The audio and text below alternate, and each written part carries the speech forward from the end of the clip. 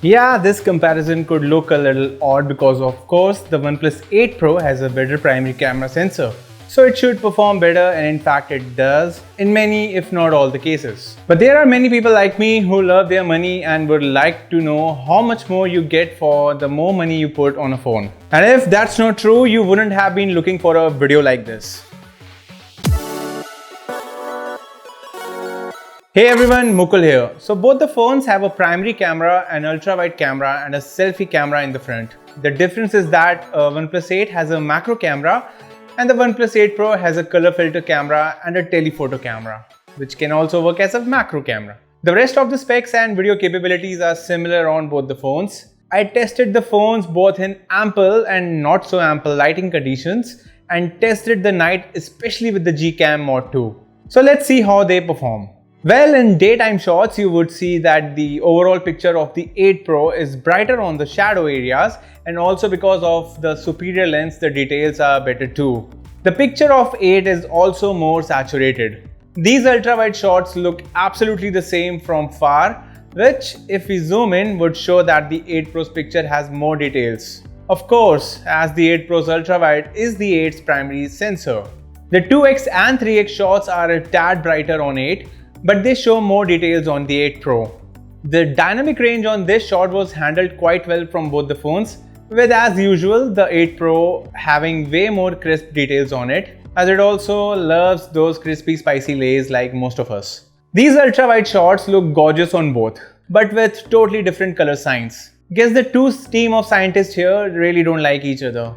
The 2x and 3x zoom shots again showed superior details on the 8 Pro, but both of these shots would be okay for your Instagram celebrity account. The macro on the 8 is meh, but even though when the 8 Pro captured this shot at higher pixels, it wasn't much impressive too. It just looks like as if you fiddled with the primary mode and took this picture. This human subject who is still learning the art of posing looks equally good on both, but as we zoom in, way sharper on the 8 Pro.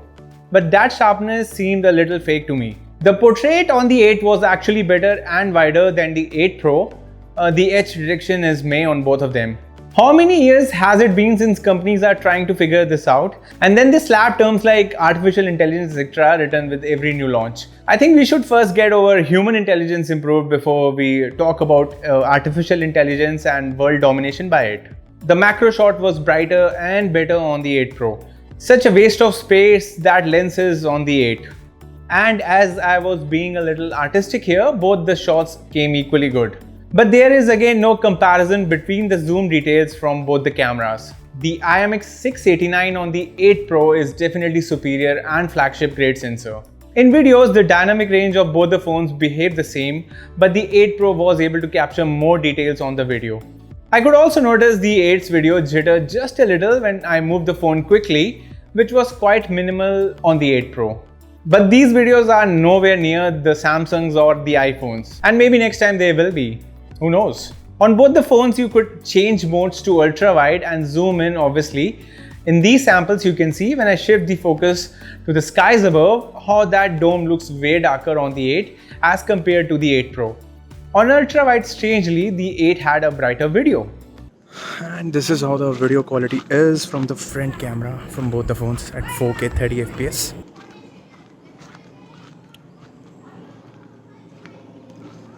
Phone screens, I see OnePlus 8 Pro do better, but they have the same sensor, the same processor, so I don't know.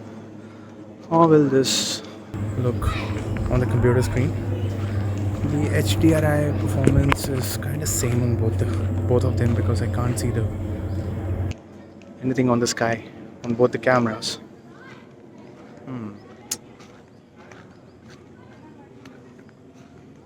These slow-mo videos look the same with the same amount of noise and details on both of them. So the following shots were taken in extreme dim lighting conditions. Not many would be clicking a lot of pictures in such scenarios, but it was a good test nonetheless. And if it wouldn't have been, then I wouldn't have taken these pictures. Alright, let's have a look at these two different shots. A and B, A and B. You might think the B pictures are from night mode and A is from the standard mode. But no, it's actually the opposite. This is the night mode and this is the standard mode. The picture of the standard mode looked way better than the night mode, especially handheld. They even retained more details. The standard mode actually bumps up the ISO to 10,000 and sometimes even 16,000. But for a quick click, especially in night, I would prefer the standard mode. And the same case here repeats. This was the night mode and then these shots without the night mode. But then because it was pretty dark, the GCam generally has this epic night mode on it, so I tried these shots again. The shots came out definitely way more brighter than the previous shots, but they were extremely hazy as these were handheld shots.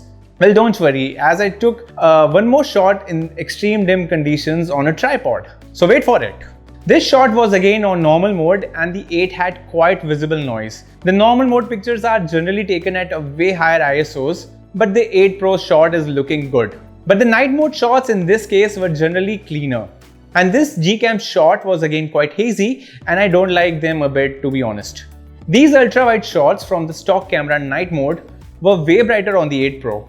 But when I took these on the ultra-wide with the night mode on the GCam, the 8 shot came out to be much cleaner, which was a surprise, and a pleasant surprise. The zoom-in shots were also cleaner on the 8 in this case, again a surprise. I took multiple shots from the 8 Pro, but this is the best I could get. These standard shots from the rear lens were way cleaner on the 8 Pro, but the portrait was brighter on the 8 shot. These selfie shots more or less were the same on both the standard and the portrait modes, but these GCam selfies with the night mode captured way more light obviously. But too many bumpy details on my face as expected, which won't be liked by any of the humans I know so far. And yes, okay, now these first shots were from the stock camera app on a tripod. This was actually the night mode. And once I shifted to the normal mode, the 8's picture in particular captured more details and light. So the night mode is so broken on these OnePlus phones. I hope they fix it in the future. But once when I shifted to the GCam night mode, just take a look at how brilliant the 8 Pro's picture is. I mean, it's not an award-winning picture or anything, but as this was a pitch dark scene, man was this impressive overt. The videos in the night look generally decent on both of them. And if you want, you can also check my dedicated OnePlus 8 camera review video and other comparison too in the description below. The ultrawide gets a little darker, but overall good videos get captured by both the phones. Well, these video samples were both taken from the GCam and for some reason not from the stock camera app. So yeah, come and get me if you can for that mistake. But yeah, there is a peculiar behavior of the 8 camera to maintain highlights more, and in this process, it crushes the shadows, and hence the 8 Pro's video is brighter overall. This is how the video quality is from the front camera at full HD.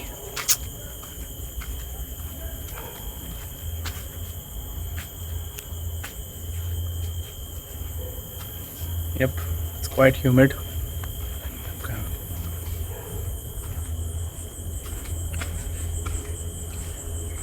Somehow I see the screen on OnePlus 8.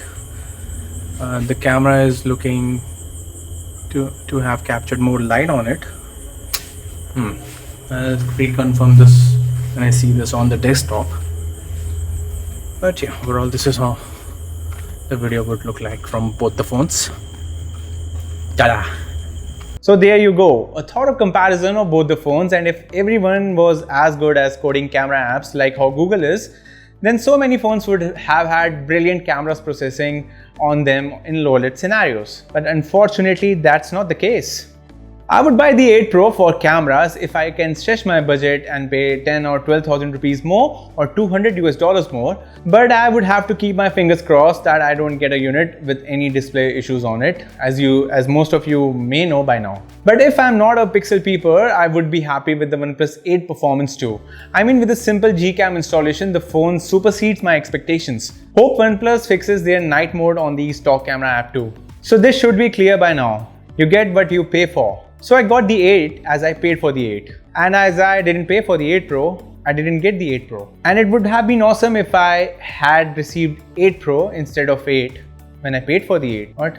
Do hit a like and sub with the bell if this video helped you in any way. Stay safe humans, MewBot out. A perfect thumb to the lens shot.